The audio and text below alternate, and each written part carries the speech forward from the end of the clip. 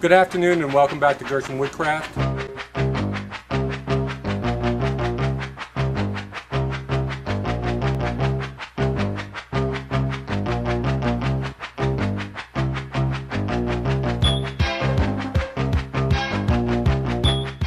Sometimes I have an idea to do something and I go out and I buy the materials for it. And sometimes I have the materials lying around and I need to do something with them, so I have to invent a project. And today's project is one of those.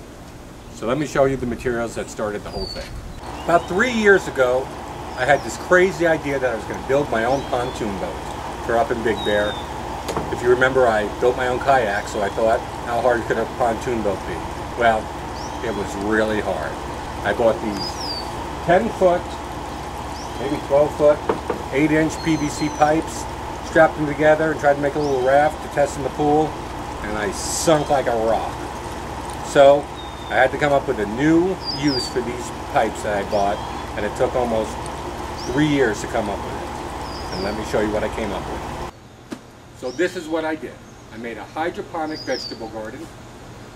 This was my second version. My first version was just in a bucket to test if the theory was even sound. Ran it for a couple months and the plants thrived. So I transferred a couple of them in here, added a few more, and now I'm going to take you step by step through how the whole thing works. The first step was my water supply. This is a little 5-gallon bucket. Picked up one of these pumps for about $15. Actually, this is my first version. My second one is a slightly bigger pump that holds a 1/2-inch pipe.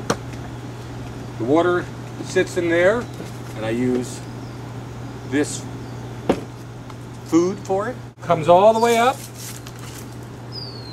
to one of these drip systems that are designed to go on a sprinkler head, and gives me 6 individual spigots that all connect with the little drip tubes. And each drip tube connects to a little spike that's dripping the water, as you can see. Now let's go around to the front. To the hydroponic store, and I got these little pellets. They're just clay. I got myself a little tomato plant. It was about this big when I first started it. Shoved it in there, cleaned it all out, put the spigot in, and as you can see, we got strawberries, tomatoes. This is an experiment by going with just a seed, and it's going to be sugar snap peas. This is my zucchini. Look at my zucchinis. And this is going to be a different type of zucchini. I didn't realize I picked 2 different types of zucchinis. I obviously cut the holes with a jigsaw to fit these little baskets. The water's dripping out, and you can see the water's filling up in that reservoir in there. This end, I sealed with a piece of plexiglass and some caulking. And you might notice that there's about a 10-degree tilt on this, so that the water is building up to this side. And here is not the greatest sealing job, but it is sealed. And we have 2 things going on in here.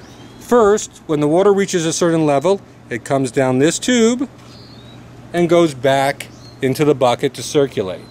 I also have one of those little terrarium, aquarium bubblers, aerators, and you can see it's bubbling up. And the reason for this dual process is at one point in my bucket system, the pump shut off, I forget why, and within a day the plants were almost dead because they were getting no water, and because of this type of system there's no wet dirt for them to be in. They'll immediately start to die. So I wanted to make sure that there was at least a reservoir of water, so that if the pump ever stopped or anything went wrong, or if I even ran out of water in the bucket, there would always be a minimum amount of water in the tube itself to keep the plants alive until I fixed it. But you can't have standing water. So you put this little bubbler in there and it keeps the water aerating. A few other features I did was I obviously, you see, I put it on wheels so I can roll it into the sun or out of the sun, and if I even wanted to, I could roll it into my garage if the weather got really miserable. And one thing about not being in dirt is the plants don't have anything really solid to lock into, so I had to build these support structures with coat hanger wire and dowels to support these plants from falling over. Before I had done that, I had several other zucchinis that just broke off because they were just hanging in such a precarious angle. So hopefully this will just become a wonderful home vegetable center.